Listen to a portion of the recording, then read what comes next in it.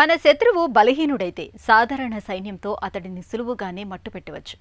అదే శత్రువు అరవీర భయంకరుడైతే తనని మట్టుపెట్టడానికి కమాండో లాంటి చురుకైన సమర్థవంతమైన సైనికుల్ని దించాల్సి ఉంటుంది.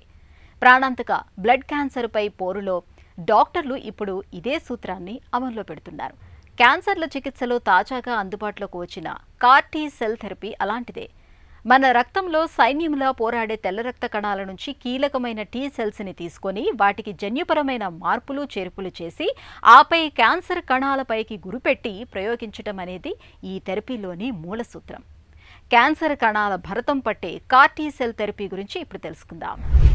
ఈ రోజుల్లో మనకి అతి ప్రమాదకరమైన రక్త క్యాన్సర్లకి తిరిగి వచ్చినప్పుడు CAR-T సెల్ థెరపీ అనే ఒక అత్యాధునికమైన వైద్య పద్ధతి మనకు అందుబాటులో ఉందండి.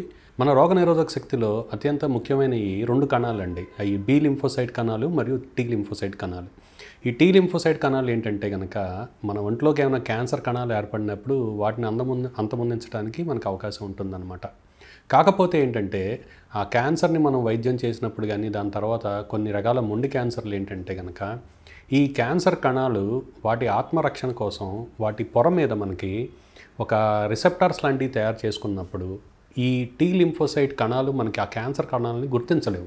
ఇలాంటి పరిస్థితుల్లో కొన్ని రకమైన మనకి బ్లడ్ క్యాన్సర్లకి ఈ CAR-T సెల్ థెరపీ అనే పద్ధతి మనకు అందుబాటులోకి వచ్చిందండి. పేషెంట్ యొక్క రక్తాన్ని మనం సేకరిస్తామండి. T లింఫోసైట్ కణాలని మనం వేరుపరుస్తాం. ఆ T లింఫోసైట్ కణాలని మనం వేరుపరిచిన తర్వాత CAR అంటే కైమరిక్ యాంటీజెన్ రిసెప్టార్ అని కొన్ని రిసెప్టార్స్ ఉంటాయి.